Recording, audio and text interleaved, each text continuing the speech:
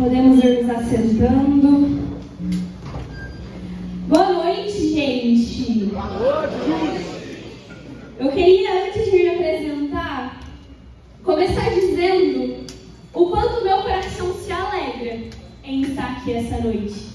Eu não sei se vocês perceberam, mas na animação, enquanto a gente dançava, enquanto a gente corria tudo igual doido aqui, a música ia dizer a seguinte frase: estava morto e o meu Jesus me encontrou, e o meu coração se alegrou. E eu tenho certeza que se você veio aqui, nesse domingo à noite, se você veio aqui num pós-flama, cansado, o seu coração se alegrará na presença do Senhor. Amém? Amém. Então, para quem ainda não me conhece, eu me chamo Júlia. Oi, Júlia. Eu tenho 23 anos. Só isso. Gente, eu preciso confessar para vocês que pela primeira vez na minha vida eu terminei uma gincana destruída. Eu sentia dor em todas as partes do meu corpo. Tinha músculo que eu nunca estudei na aula da anatomia, mas que eu senti doer depois da gincana. E eu pensei assim, gente, será que é o efeito da idade batendo? Será que eu já não sou mais tão adolescente assim para pular muitas cordas na gincana? Mas amém, né? Então eu participo do grupo de oração desde 2015, faz 9 anos que eu estou no grupo de oração, com a graça de Deus. E para a gente começar conversando um pouquinho hoje, um pouquinho mais sobre aquilo que Deus tem para fazer na minha vida, enquanto na sua também. Enquanto eu rezava e preparava esse momento, o Senhor me recordava assim de uma situação, e eu queria assim, até partilhar com vocês. Eu podia aqui partilhar da minha equipe do Flama, a equipe laranja, a melhor equipe de todas. Podia partilhar o quanto a gente é bom e o quanto o prêmio está muito próximo ali da gente. Mas para não gerar essa intriga, a gente vai falar de algo um pouquinho mais geral. Eu acho que você já acompanhou recentemente, a gente teve as Olimpíadas. Tenho certeza que alguma coisinha das Olimpíadas apareceu lá no feed do seu Instagram.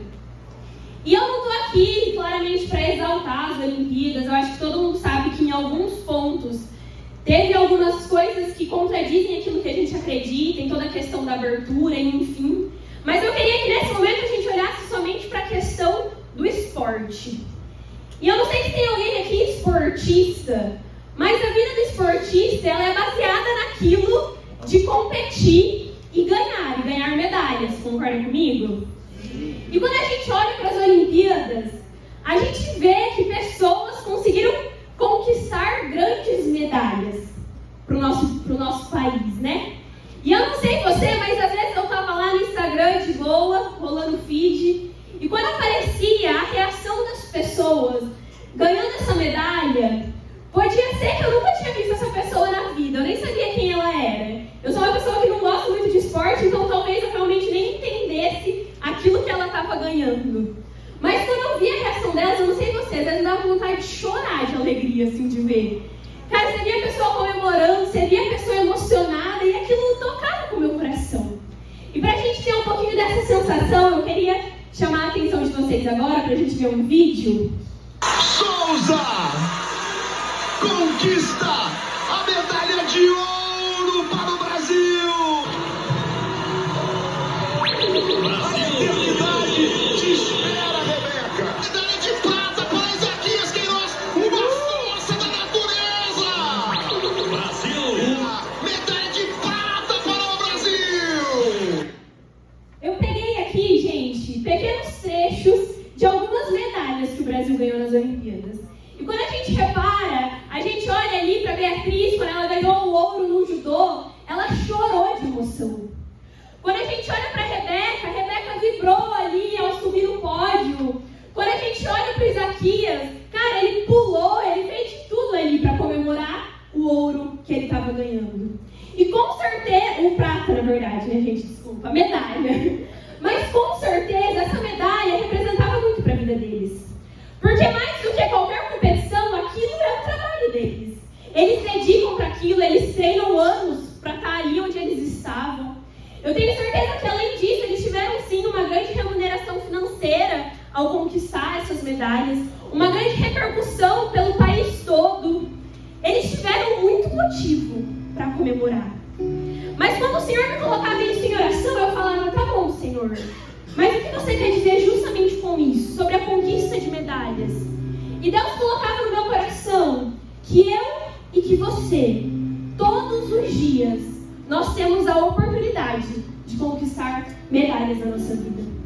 E medalhas que muito mais que uma remuneração financeira, que realmente uma recompensa daquilo que nós temos nos esforçado, muito mais do que uma medalha olímpica, é uma medalha daquilo que nos garante a vida eterna.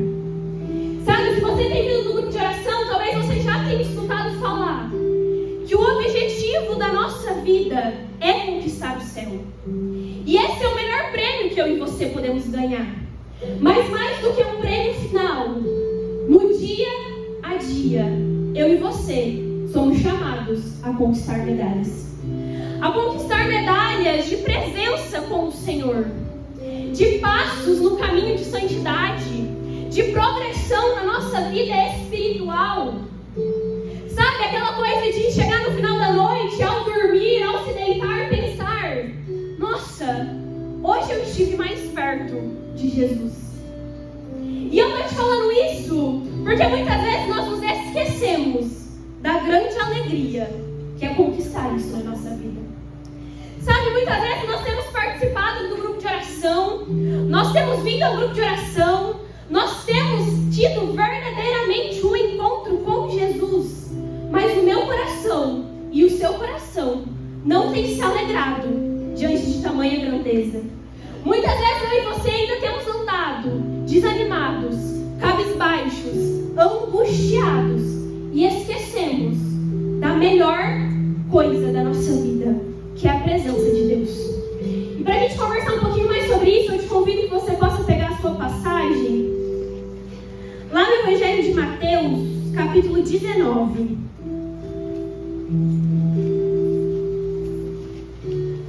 Mateus 19, a gente vai ler a partir do versículo 16.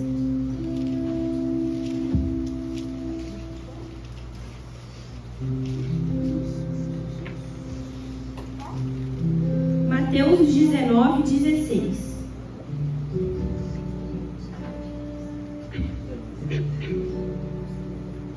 A passagem vai nos dizer assim: um jovem aproximou-se de Jesus e lhe perguntou: Mestre, o que devo fazer de bom para ter a vida eterna? Disse-lhe Jesus: por que me perguntas a respeito do que se deve fazer de bom? Só Deus é bom. Se queres entrar na vida, observa os mandamentos. Quais? Perguntou ele. Jesus respondeu: não matarás, não cometerás adultério, não furtarás, não dirás falso testemunho, honra teu pai e tua mãe, ama o teu próximo como a ti mesmo. Disse-lhe o jovem: tenho observado tudo isso desde a minha infância. O que me falta ainda? Respondeu Jesus: se queres ser perfeito, vai, vende teus bens, dá aos pobres e terá um tesouro no céu. Depois, vem e segue-me. Ouvindo essas palavras, o jovem foi embora muito triste, porque possuía muitos bens. Presta atenção aqui. A primeira coisa que a gente precisa ver nessa passagem é que realmente essa passagem do jovem rico, ela é descrita em diversos evangelhos. Mas na tradução da Ave Maria, Mateus é o único que vai dizer que foi um jovem que se aproximou de Jesus. E eu ficava pensando sobre isso e fui até pesquisar um pouco mais sobre isso. Por que será que Mateus quis dizer que era um jovem que se aproximava de Jesus? E meus irmãos, eu e você, nós precisamos entender hoje que Deus, Ele tem um carinho especial por nós jovens. Quando a gente olha para os apóstolos, a história vai dizer que alguns deles eram jovens e que provavelmente Mateus também era um discípulo jovem. Claro que ele não era tão novo pela profissão que ele já exercia, mas ele era sim jovem quando Jesus chamou ele. Sabe por quê? Jesus acreditou no jovem Mateus. Acreditou naquilo que ele poderia se transformar. Quando a gente olha no Antigo Testamento, eu não sei se vocês já ouviram falar do jovem Daniel, mas ele também era um jovem. E na história dele vai dizer que queriam que ele adorasse a outros senhores, que ele deveria ser proibido de adorar a Deus. E Daniel fala: não vou negar a minha fé. E Daniel, ele é sabe por que Deus permite isso? Porque Deus sabia da coragem daquele jovem. Quando a gente olha para a Anunciação, quando o anjo Gabriel chega a Nossa Senhora, nós também sabemos que Nossa Senhora era muito jovem quando o anjo chegou para ela. Sabe por quê? Deus sabia que no coração de Maria, um coração jovem, ele encontraria disponibilidade para fazer a vontade de Deus. Quando a gente olha Paulo, a gente sabe que Paulo ele é um grande apóstolo, mas existem outros nomes de pessoas que foram formadas por Paulo. Um exemplo deles é Timóteo. Eu não sei se você já ouviu falar de Timóteo, mas lá no Novo Testamento vai contar um pouquinho da missão e do apostolado de Timóteo. E escuta uma coisa, quando Paulo vai formar Timóteo, ele fala justamente: ei, não despreze a tua juventude. Não deixe que os outros te desprezem por serem jovem, mas mais do que isso, torna-se modelo.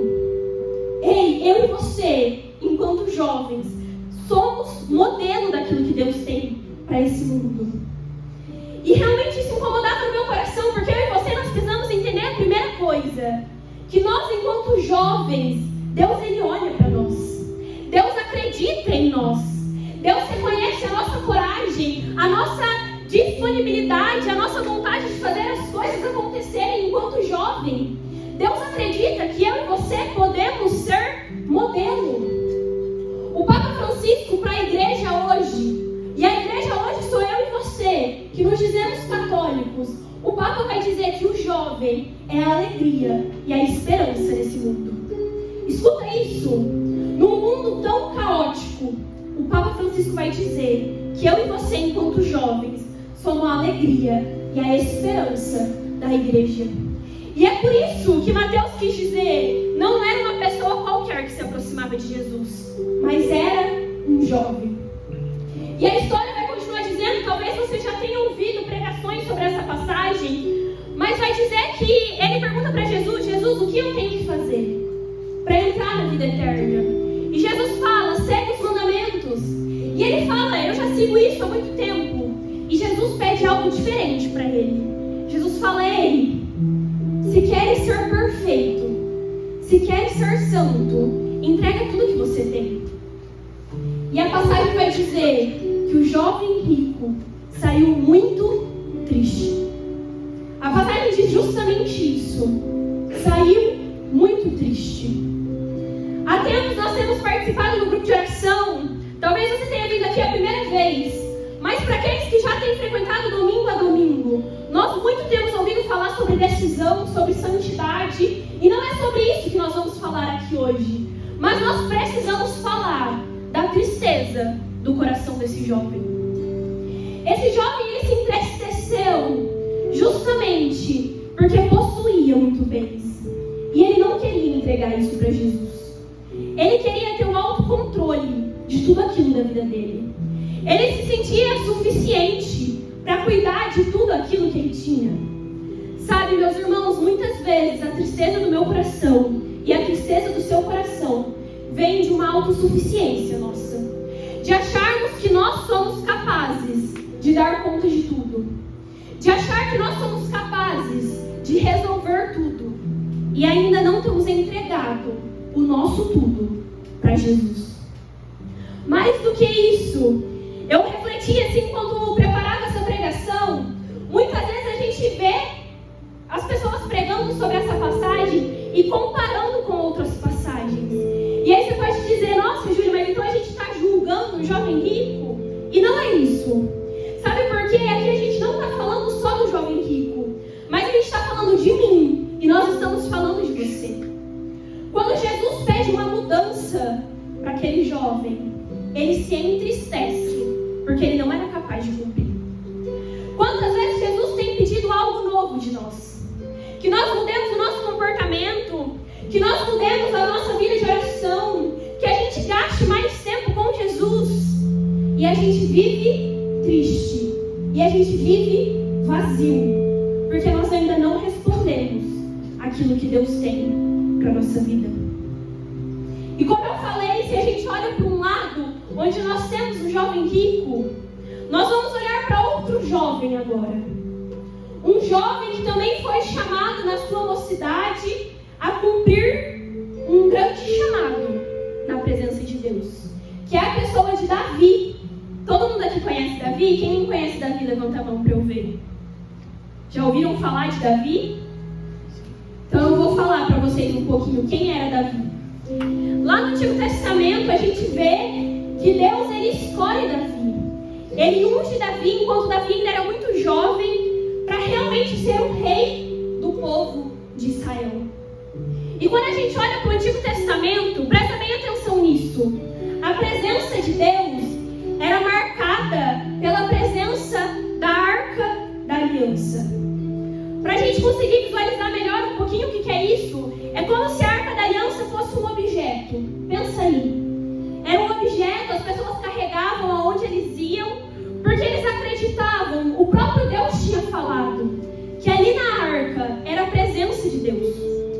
Quando grandes líderes do Antigo Testamento queriam falar com Deus, eles iam justamente até a Arca da Aliança.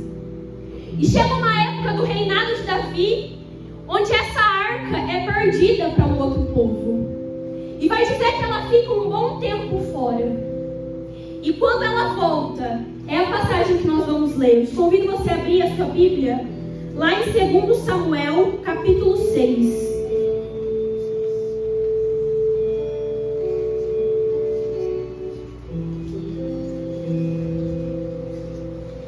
Segundo Samuel 6, a partir do versículo 13.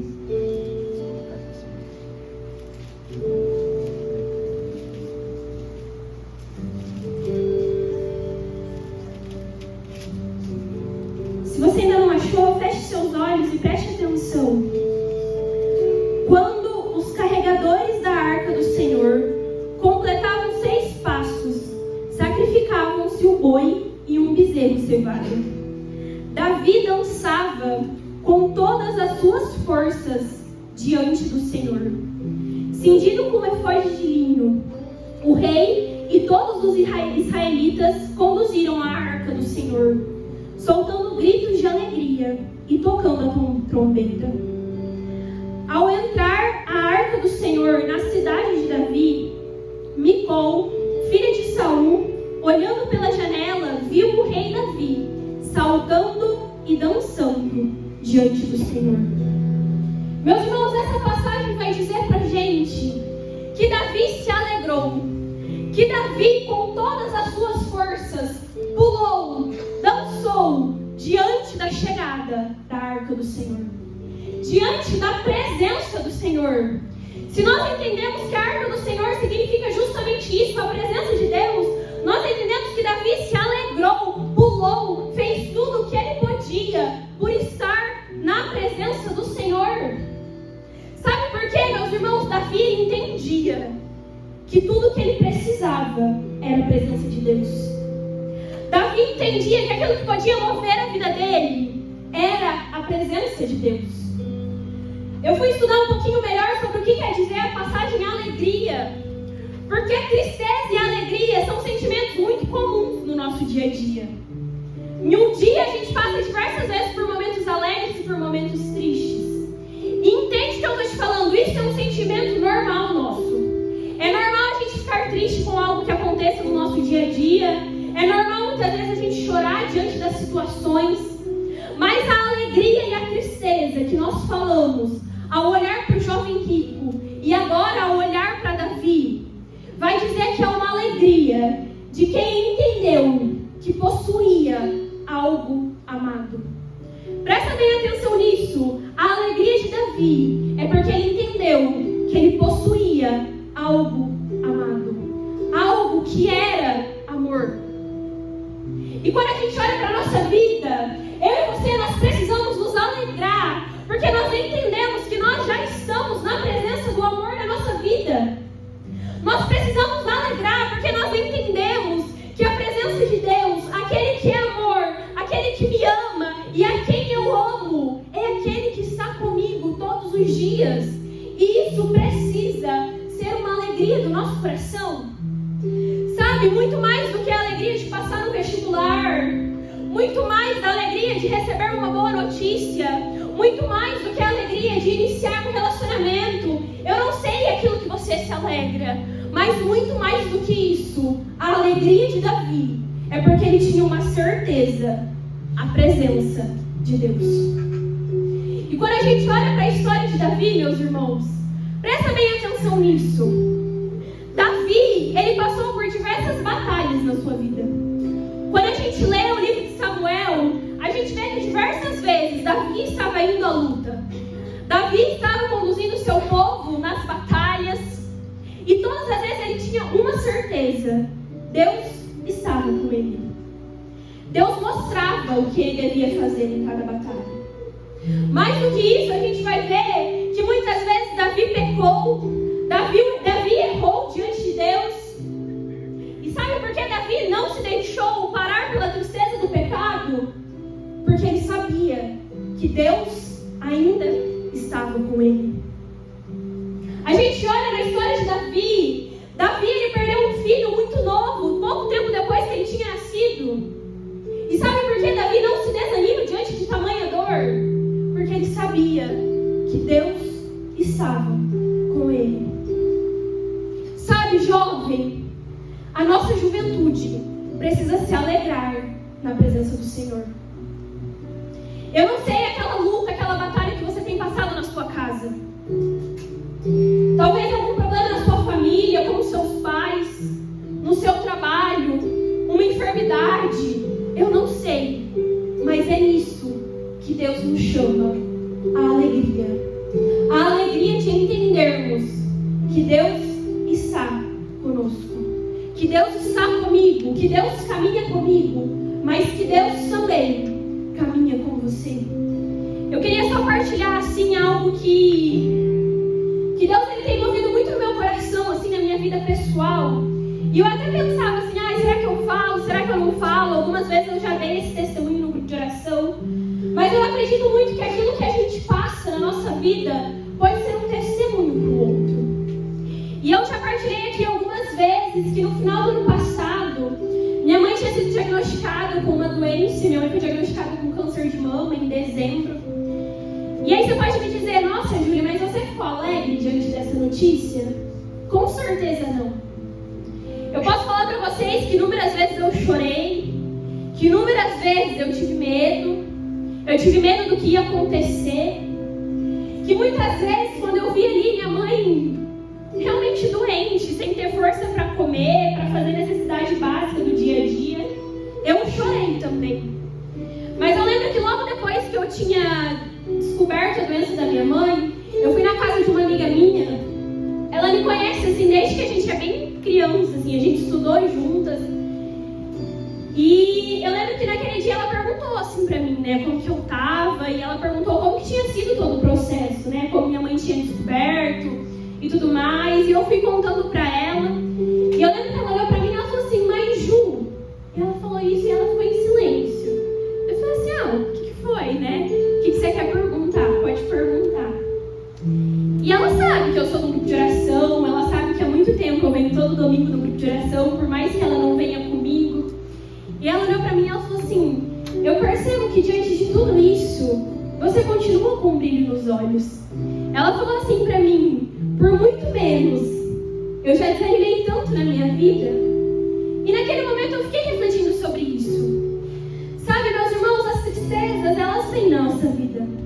Muitas vezes a gente vai chorar, mas a gente precisa entender que a alegria, esse brilho nos olhos, da presença do Senhor, de uma certeza de que Deus está conosco, não pode deixar o nosso coração morto, mas muito pelo contrário, precisa brotar uma alegria de nós. Para a gente já ir finalizando, tem uma beata da nossa igreja, não sei se você já ouviu falar dela, mas é Beata Sandra Sabatini. E assim, gente, quando eu vou lendo a história dela, eu confesso que eu fico encantada. Porque ela é muito parecida com a gente. Eu falo assim que mais parecida um pouco comigo, pela questão da profissão e tudo mais. Mas Sandra Sabatini vai dizer que ela era uma jovem. Desde muito cedo ela começou a frequentar as coisas da igreja. Ela começou a fazer faculdade de medicina. Ela estava noiva depois disso, quando ela tinha 22 anos, ela faleceu. E hoje ela está em processo aí de canonização na nossa igreja. E aí você pode me perguntar, Júlia, mas ela era uma jovem, assim como a gente. O que ela fez de diferente para ser santa? E tem uma frase dessa beata que ela vai dizer que justamente ela não conseguia convencer os outros daquilo que ela acreditava. Ela não conseguia impor para os outros aquilo que ela vivia, a experiência dela com Deus. Mas o que ela conseguia era transparecer a alegria dela por ter encontrado Jesus. Sabe, meus irmãos, quando a gente entende que a gente já não pode mais ter um coração triste quando nós temos um encontro com Jesus, a gente também precisa entender que a nossa alegria serve de testemunho, que a nossa alegria serve de evangelização.